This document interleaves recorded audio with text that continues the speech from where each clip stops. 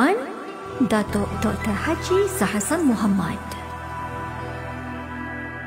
Assalamualaikum warahmatullahi wabarakatuh.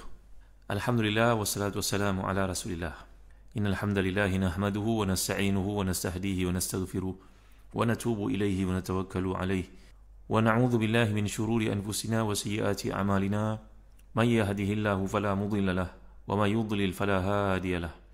Allahumma salli wa sallim wa barik ala Muhammad wa ala ali Muhammad kama sallaita wa sallamta wa barakta ala Ibrahim wa ala ali Ibrahim fil alamin innaka Hamidum Majid. Amma ba'd.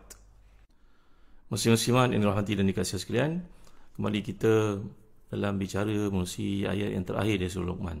Bagi tuan-tuan memiliki tafsir yang kasir, tolong buka pada jilid yang ke-7, muka surat 295 ke hadapan, iaitulah A'udzubillahi minasyaitanirrajim. Ya ayuhan nasu taqu rabbakum wakhshaw yawman la yajzi walidun an waladihi wala mauludun huwa jazin an walidihi syai'a. Inna wa'dallahi haqq fala taghurrannakumul hayatud dunya wala yaghurrannakum billahil gharur.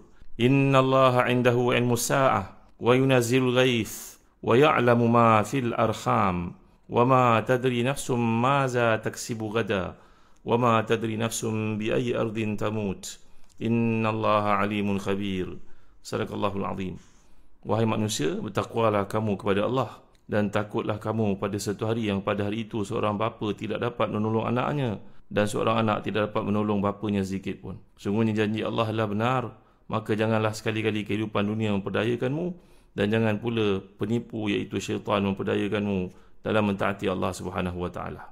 Sesungguhnya Allah hanya pada sisinya sahajalah pengetahuan tentang hari kiamat, dan dialah yang menurunkan hujan dan mengetahui apa yang ada dalam rahim, dan tidak seorang pun yang dapat mengetahui dengan pasti apa yang akan diusahakannya esok, dan tidak ada seorang pun yang dapat mengetahui di bumi mana dia akan mati. Sesungguhnya Allah Maha mengetahui lagi Maha mengenal. Ayat ini adalah satu perintah daripada Allah Taala, dan khitab ini kalau kita belajar dalam Al-Quran, khitab ada ditujukan kepada kaum mukminin dan khitab ditujukan kepada manusia keseluruhannya.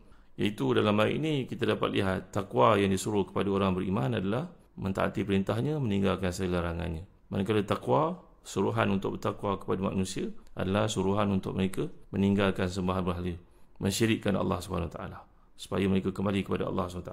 Jadi kalau kita belajar dalam bahasa Al-Quran ni, bahawa khitab kebanyakan manusia atau manusia keseluruhannya dipanggil dengan yukhatibu amatan nas bi usuluddin wa yukhatibul mu'minin bi furu'ihi. Manusia secara umumnya diperintahkan oleh Allah dalam perkara bersifat asas kepada agama ataupun usul kepada agama, iaitu bab akidah ni. Manakala khitab yang ditujukan kepada mukminin adalah khitab yang bersifat furu'nya. Furu'nya adalah perintahnya, apa yang terkandung dalam Islam itu. Tentulah Allah Subhanahu Wa Taala tidak menyuruh si kafir untuk menundukkan pandangannya, kerana suruhan untuk menundukkan pandangan ni yang pernah kita pelajari di surah An-Nur yang lalu. Qulil mu'minina yaghuddu min absarihim wa yahfazu furujahum.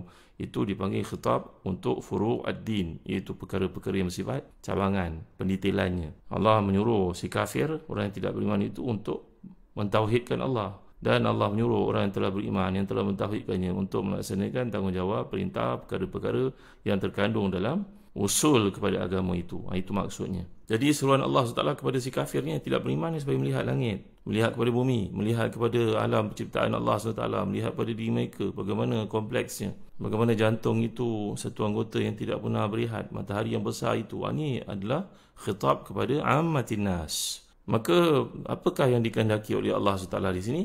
Kalau kita lihat perkataan ittaqu rabbakum, ittaqu ni adalah suruhan untuk bertakwa kepada Allah SWT. Kalau madhinya ittaqa, dan ini fi'il khumasi mazid. Wazannya adalah ifta'ala. Kalau lihat kepada mujaradnya, thulasinya, iaitu waqa. Waqa ni tentang wiqayah. Jadi kalau sebut perkataan wiqayah ni, la takunu illa min syai'in mukhif atau syai'in khatir.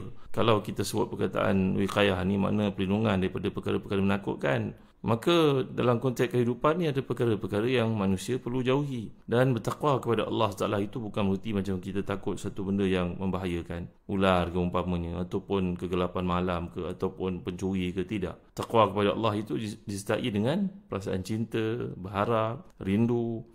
Kerana manusia, orang beriman ni dikehendaki untuk menjaga diri mereka dari dikenakan azab di akhirat nanti. Jadi tabiat hidup manusia ni adalah suka kepada perkara-perkara yang memberikan keselamatan, keseronokan, kesempurnaan, memberikan kepadanya kesihatan, memberikan kepadanya kekayaan. Ini suasana yang dikehendaki oleh seorang manusia dari sudut kedudukan kemasyarakatan dia. Maka inilah dia sifat manusia. Manusia mengharapkan sesuatu keadaan yang betul-betul kondusif untuk dirinya. Manusia benci untuk dihina. Manusia takut menghadapi kefakiran, kekurangan harta. Manusia takut kalau mengalami satu penyakit. Manusia takut kalau ditindas oleh orang lain. Maka inilah dia sifat manusia, maftur ala hubil khair. Manusia ni difitrahkan oleh Allah kesukaannya, kecenderungannya kepada perkara-perkara yang menyeronokkan, yang baik-baik. Dan fitrahnya juga takut kepada satu benda yang membahayakan, satu benda yang mendatangkan mudarat pada dirinya. Jadi Allah SWT mengajar manusia, mengajar orang beriman, lan tatahaqqaq fitratuka illa idza ata'ta rabbak wa lan tuti'ahu illa idza araftah wa lan tastaqima ala amrihi illa idza amanta biwujudihi. Jadi diajar kita untuk mendapat keserasian dengan fitrah yang dalam diri itu. Keimanan kepada Allah SWT ini mesti menjadi landasannya. Maka peringatan yang ditujukan di sini adalah kepada orang yang namanya manusia, makhluk yang namanya manusia ini, supaya takut kepada Allah Subhanahu Wa Taala, takut kepada hari balasan nanti. Kalau kita belajar bahasa Arab, perkataan wakhshaw yauma dalam ayat ke-33 ni, takutlah kamu pada hari. Ada sesuatu yang kita takut itu bersifat seperti yang digambarkan dalam ayat ini, takut pada hari tersebut, takut pada perintah Allah dan juga ketetapannya, hukumannya pada hari tersebut maknanya. Ataupun mungkin juga ada seorang takut kepada hari. Saya takut hari hujan, kerana hari hujan ni dah hujan lebat, gelap pula tu, saya menaiki motosikal. Maka yang dimaksudkan oleh Allah Taala takut pada apa yang komponen ataupun perkara-perkara yang terdapat di sebalik hari itu yang akan menyebabkan kamu dihukum oleh Allah Subhanahu Taala. Walaupun rukun iman ini kita belajar beriman kepada Allah, beriman kepada Nabi, beriman kepada kitab, beriman pada hari akhirat, beriman kepada malaikat. Ini qada dan qadar umpamanya ada 6 perkara yang dalam rukun iman itu. Tapi yang dinyatakan oleh Allah selalu dalam Quran berulang-ulang adalah beriman kepada Allah dan beriman kepada hari akhirat. Kerana dunia ini merupakan daru amal, daru ibtila. Dunia ini bukannya daru jaza. Kalau manusia selain daripada orang Islam itu, pada mereka ada hukum karma umpamanya. Itu kalau buat baik mesti dia balas baik, kalau buat jahat mesti dia balas jahat. Tapi akal, logik yang ada dalam diri mereka tetap menafikan balasan itu berlaku seperti mana mereka kehendaki. Umpamanya seorang muslim itu, seorang pakar agama itu berdebat dengan orang bukan Islam, dia mengatakan bahawa madailah syurga itu ada dalam fikiran, dia merupakan satu benda yang bersifat falsafah.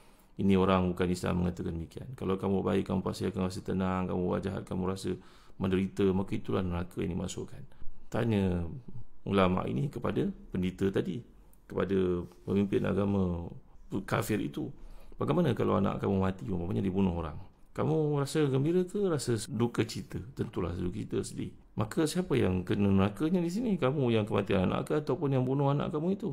Tak boleh jawab pendeta bukan Islam ini, kerana dari sudut akal yang mustaqim, logik akal yang logik mengatakan bahawa mestilah ada jawapan, mestilah ada hukuman, mesti ada, kalau baik itu ada penghargaan yang akan ditemui oleh seseorang di hujungnya nanti, balasan baik umpamanya. Maka itu sebab kita dapat lihat Allah SWT menyebut keimanan kepadanya diikuti dengan keimanan hari akhirat ini banyak kali dalam Al-Quran, supaya ini merupakan satu mu'alajah ilahiyah, satu bentuk rawatan ilahi yang menyuruh manusia ini untuk mengimani pertemuan dengan Allah, apakah persiapan untuk menghadapi waktu itu. Maka peringatan tentang hari akhirat ni, wakhsha yawman la yajzi walidun an waladihi wala mauludun huwa jazin an walidihi syai'a. Maka peringatan ni diterangkan selalu, disebut dan kemukakan selalu. Kalaulah seseorang daripada kita ingin musafir sebagai contohnya, katalah nak pergi umrah, maka nak pergi umrah ni apa persiapannya? Tentu dalam fikiran kita ada berbagai-bagai perkara. Tapi antara yang penting yang masuk dalam kotak fikiran kita, apakah duit akan digunakan di sana? Tentu tak boleh pakai wang ringgit ni, kena cari tempat lah, money changer untuk tukar duit kita itu kepada rial Saudi sebagai contohnya. Itu juga nak pergi ke Eropah ke, nak pergi ke Amerika ke, nak pergi ke Jepun, mana tempat dalam dunia ada umlahnya, ada currency yang kita akan gunakan di tempat tersebut. Maka sekarang soal yang ditanya, semua orang akan menuju ke akhirat, apakah mata wangnya akan kita gunakan di akhirat itu? Maka peringatan sedemikian disebut oleh Allah SWT dengan ayat yang begitu lunak dan hikmah. takutilah kamu, patut kamu rasa bimbang kepada pertemuan dengan Allah dan apakah persiapan kamu untuk pergi ke situ. Maka tidak ada satu penjelasan yang lebih tuntas, lebih tepat, lebih jelas nak dibandingkan dengan apa yang dikemukakan oleh Quran. Maka duit yang kita nak kena bawa pergi ke sana untuk bermuamalah di alam akhirat sana, iaitu al-umlah al-mutadawala hunaka. Apakah wang yang akan digunakan kembali ke sana nanti? Kalau diumpamakan pergi ke musafir ke negara tersebut, ada mata wangnya, maka ke akhirat apa mata wangnya? Tak lain tak bukan adalah ketaatan kepada Allah. Tafakkur fi khalqis samawati wal ard, beriman dengan melihat perkara-perkara yang berlaku dalam alam semesta ni, bahawa semuanya itu caturan tadbiran Allah SWT. Hudur majalisil ilm, datang ke majlis-majlis ilmu.